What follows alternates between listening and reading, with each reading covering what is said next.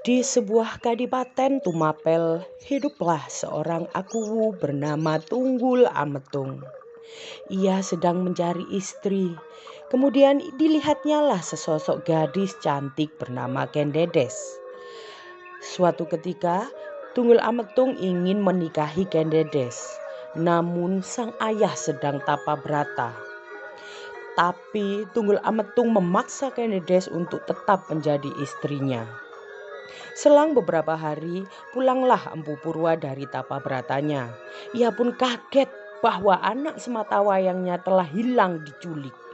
Ia pun mengucapkan sumpah serapah. Barang siapa menculik anakku secara paksa, dia akan mati terbunuh keris.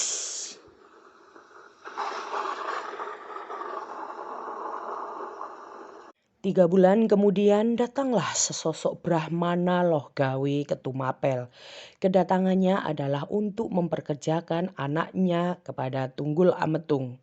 Diangkatlah Kenarok menjadi pengawal pribadi Tunggul Ametung. Hari demi hari Kenalok larui di istana.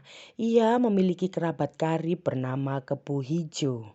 Suatu ketika Kenarok diminta untuk menemani Kendedes pergi ke Taman Baboji. Sesampainya di taman tersebut disambutlah dengan angin yang sangat kencang sehingga jari yang dikenakan Kendedes tersingkap. Kenarok yang melihat hal itu seraya takjub. Ada benda bersinar yang terlihat di dalamnya. Sejak saat itulah hidup Kenarok selalu terbayang-bayang oleh Kendedes. Hidup Kenarok semakin gelisah. Hasrat untuk memiliki istri tuannya pun semakin kuat. Niat jahat pun muncul di benak Kenarok untuk menghabisi Akuwu Tunggul Ametung. Ia pun segera bergegas menemui Empu Gandring yang konon terkenal dalam pembuatan keris bertuah.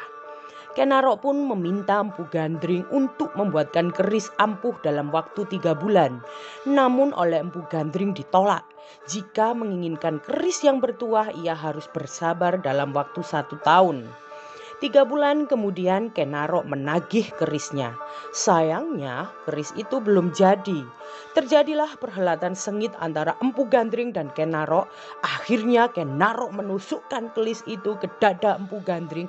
Sambil tertatih-tatih Empu Gandring mengucapkan sumpahnya bahwa anak keturunan Kenarok akan mati tertusuk keris itu. Rencana untuk menghabisi Akuwu Tunggul Ametung terlaksana. Kenarok menusukkan keris buatan Empu Gandring ke arah Tunggul Ametung dan Tunggul Ametung pun meninggal seketika. Created using Powtoon.